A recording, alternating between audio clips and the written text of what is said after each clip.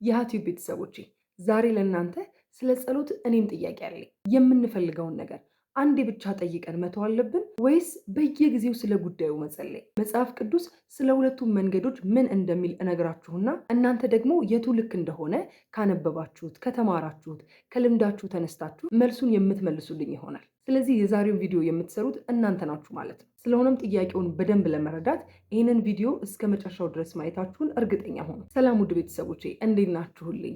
እኔ በጣም ደህና ነኝ፣ እግዚአብሔር ይመስገን። ይህ ዩቲዩብ ነው። በመንፈሳዊ ህይወታችን አብረን የምናድግበት መንፈሳዊ ቻናል ነው። የዩቲዩብ ቤተሰብ የሆናችሁ ሁላችሁ ቪዲዮ ለብዙ የእግዚአብሔር ቤተሰቦች ይዳረስ ዘንድ ስትጀምሩ ላይክ በማድረግ መጀመርና ለብዙ ሰዎች ሼር ማድረግ አትርሱ። ለዚህ መንፈሳዊ ቻናል አዲስ የሆናችሁ ደግሞ የደውል ምልክቷን በመጫን የዩቲዩብ ቤተሰብ እንድትሆኑ እኔ እህታችሁ በፍቅር እጋብዛችኋለሁ። ዛሬ እንግዲህ ከሌሎች ቪዲዮዎች ትንሽ ለየት ባለ መልኩ መጥቻለሁ። እስከ ዛሬ እናንተ ጥያቄ ትጠይቁኛላችሁ። እኔ ከተማርኩት ካነበብኩት ከልምዴ ተነስቼ የራሴን ሀሳብ አጋራችኋለሁ።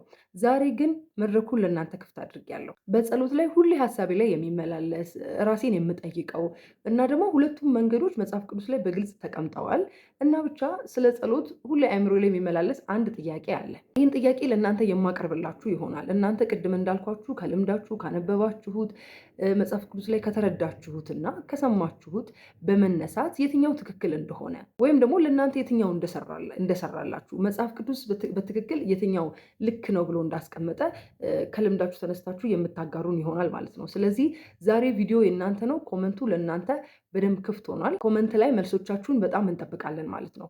ይሄ ጥያቄ የኔ ብቻ አይመስለኝም፣ የብዙዎቻችሁ ጥያቄ እንደሆነ አውቃለሁ። ከዚህ በፊት ስለ ጸሎት በጣም ብዙ ጊዜ ተነጋግረናል፣ አውርተናል። ዛሬ ደግሞ በዚህ ጥያቄዎች ላይ እንጠያየቃለን፣ እንወያያለን ማለት ነው። እንግዲህ ቅድም ለማንሳት እንደሞከርኩት እነዚህ ሁለት መንገዶች በጣም ጽንፍ ናቸው፣ የተለያዩ ናቸው። የመጀመሪያው እንግዲህ ሁሉን ነገር በእርሱ ላይ እመጣለሁ ወይም አንድ እግዚአብሔር እንዲሰጠን የፈለግነውን ነገር ጠይቀን ከዛ በኋላ ነገሩን እሱ ላይ እመጣለሁ። ሁለተኛው ጽንፍ ደግሞ ስለዛ ነገር በተደጋጋሚ እግዚአብሔርን መጠየቅ ወይም መጨቅጨቅ በሚለው ልንወስደውም እንችላለን።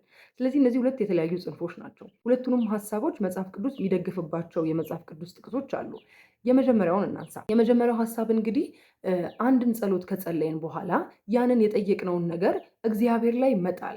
እንደውም የሆነ ፖድካስት ላይ ምን ሰምቻለሁ፣ የሆኑ ትልቅ መምህር ሲያስተምሩ አሁን ለምሳሌ አንድ ነገር ካስቀመጣችሁት ታስታውሱታላችሁ አይደለ? ከጣላችሁት ግን ትረሱታላችሁ። ልክ እንደዛ የምንፈልገውን ነገር እግዚአብሔር ላይ መጣል ወይም ደግሞ መተው።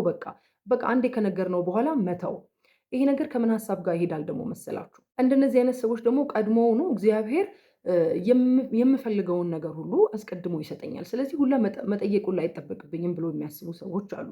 ስለዚህ ይሄኛው ሀሳብ በቃ እግዚአብሔር ላይ ሁሉን ነገር መጣል፣ እግዚአብሔር ደግሞ ሁሉን ነገር አስቀድሞ አውቆ ስለሚሰጠኝ ምንም መጠየቅ አያስፈልገኝም የሚለው ነው። እንደው የሚጠይቁት ነገር ካለ ደግሞ ይሄን ሀሳብ የሚደግፉ ሰዎች የሚጠይቁት ነገር እንደው ካለ ራሱ ከጠየቁ በኋላ እግዚአብሔር ላይ ነው የሚጥሉት። ቅድም እንዳልኳችሁ በቃ ይረሱታል።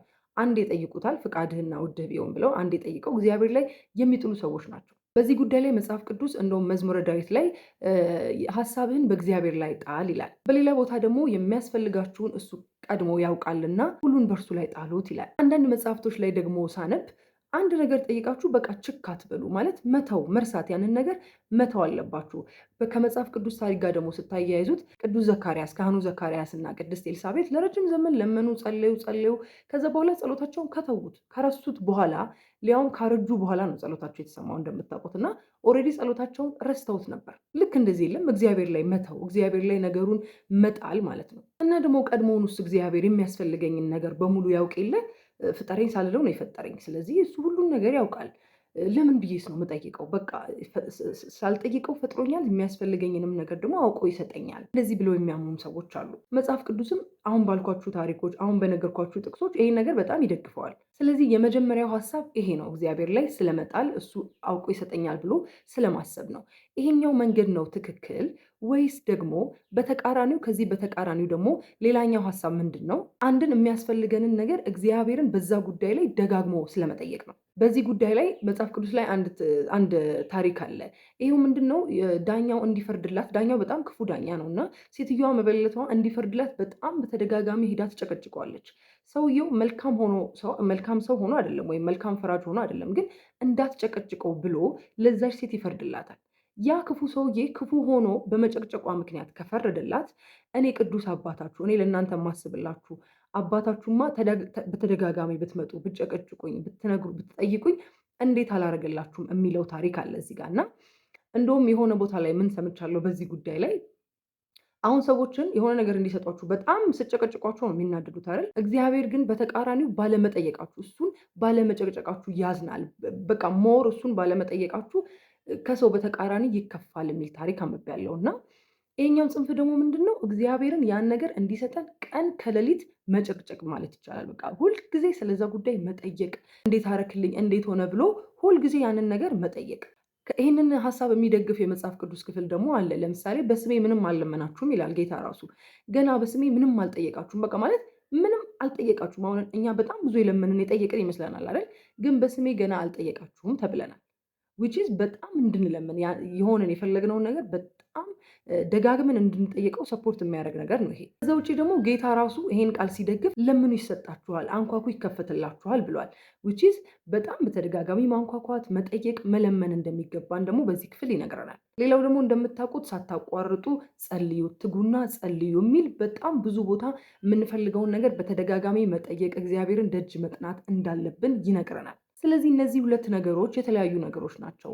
አንደኛው አንዴ ጠይቆ መተው ወይም እግዚአብሔር ይሰጠኛል ብሎ ማሰብ፣ ሌላኛው ደግሞ ወደ እግዚአብሔር ተግቶ መጸለይ፣ ተግቶ መጠበቅ፣ መለመን እንደሚያስፈልግ ይነግረናል። ታዲያ የትኛው ነው ትክክል ብላችሁ ታስባላችሁ? የየትኛው ደጋፊ ናችሁ? ወይም ደግሞ የትኛው ትክክለኛ መንገድ ነው ብላችሁ ታስባላችሁ? ይሄ ነገር ብዙ ሰዎች በየራሳቸው መንገድ ሊተረጉሙት ይችላሉ። የእናንተን የተለያየ ሀሳብ ነው መስማት የፈለግኩት። በነገራችን ላይ ጠይቂያችሁ ብቻ የምተወው እንዳይመስላችሁ። ይሄን ቪዲዮ መልሱን ለእናንተ ክፍት አድርገውና ይህን ጉዳይ በትክክል በሚገርም ሁኔታ የሚመልስ እግዚአብሔር ቢፈቅድ አንድ መጽሐፍ አለና እሱን መጽሐፍ ሪቪው ስናደርግ መልሱን በትክክል እዛ ላይ የምንወያይበት ይሆናል። ግን ከዛ ቅድሚያ የእናንተን ሀሳብ ማወቅ ስለፈለግኩ ነው ይህን ቪዲዮ የሰራሁላችሁ። ስለዚህ እናንተ ከራሳችሁ ልምድ፣ ከራሳችሁ የጸሎት ልምድ ካነበባችሁት፣ ከተማራችሁት ተነስታችሁ በየትኛው መንገድ ሄዳችሁ ተሳክቶላችሁ ሆኖላችሁ እንደሆነ ኮመንት ላይ ሼር እንድታደርጉኝ እፈልጋለሁ። በዚህ ጉዳይ ላይ ብዙዎቻችሁ ሀሳብ እንዳላችሁ አውቃለሁ፣ ኦልሞስት ሁላችሁም። ስለዚህ የሁላችሁንም ኮመንት እፈልጋለሁ። ልክ እንደኔ ይሄ ነገር ደግሞ ጥያቄ የሚሆኑባችሁ ሀሳብ የሚሆኑባችሁም ካላችሁ የኔም ጥያቄ ነው ብላችሁ ኮመንት አድርጉልን። ሌሎቻችሁ ደግሞ እንዳልኳችሁ ከራሳችሁ ልም ተነስታችሁ ኮመንት እንድታደርጉልን እንፈልጋለን። ቀደም ብዬ እንደነገርኳችሁ ይሄ ቪዲዮ ለእናንተ ለሁላችሁም ኦርቶዶክሳውያን የተጠየቀ ጥያቄ ነው። ስለሆነም መልሶቻችሁ በእጅጉን ይጠቅማሉ። እግዚአብሔር ቢወድና ቢፈቅድ በሚቀጥለው ደግሞ ቅድም ባልኳችሁ መጽሐፍ በዛ መጽሐፍ ሪቪው እና በአጠቃላይ በዚህ ጥያቄ መልስ የምንገናኝ ይሆናል። እስከዛው ድረስ በያላችሁበት ሰላም ሆኖልኝ። ሁሌም እንደምንለው ክርስቲያናዊ መንፈሳዊነት ዘለዓለማዊነት ነውና የእግዚአብሔር ፈቃዱን ብቻ ሳይሆን ውዱንም ፈጽመን የምንናፍቃትን ተስፋ የምናደርጋትን መንግስቱን ለመውረስ የበቃን ያድርገን።